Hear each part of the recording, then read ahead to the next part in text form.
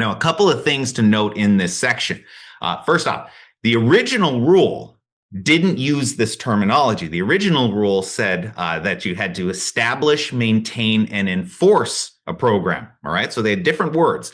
And now it's establish and implement. Okay. And that's the framework we're working. And you might be thinking, well, what's the difference between establish, maintain, and enforce and establish and implement?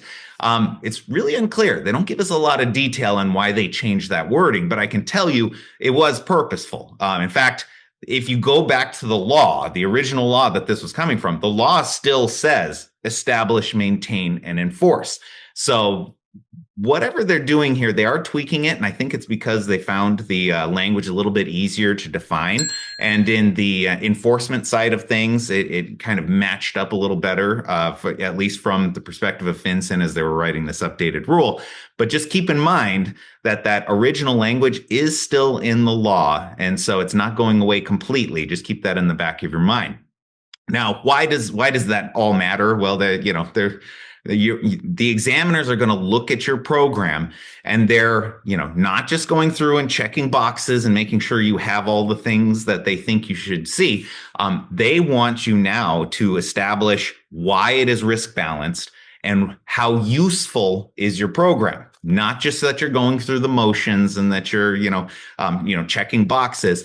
They want to know how useful is it. It's not just where we got all of these alerts and we canceled out all of these alerts. Well, if you're spending your time on unnecessary alert management, then probably is not as useful or as risk-based as it needs to be. So we're going to have to figure out ways that we're documenting why our program is set up the way it is, and then metrics on how we can demonstrate that our program is actually working in a beneficial way. And that's something that's probably going to be, we're going to figure out how that works in real time as we're developing our programs in response to this. Now, but I think the big takeaway here is establishing the why.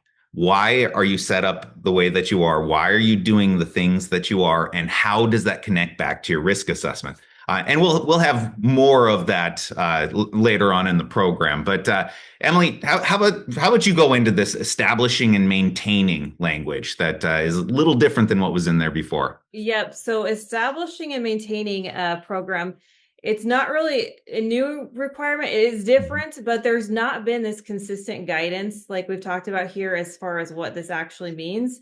So the proposed rule is trying to create some uniformity across FinCEN regulations for all types of financial institutions. And what the proposed rule does is it introduces that two-pronged framework that I mentioned a little bit earlier in determining when an institution's program is effective. So the first prong focuses on whether the institution has established a compliant program, and the second prong then focuses on whether the institution has maintained that program on an ongoing basis. So in order to meet this establishing definition, the institution needs to have a program, again, that's properly designed and includes all required components. So on this part here, making sure too that all four of your pillars are accounted for.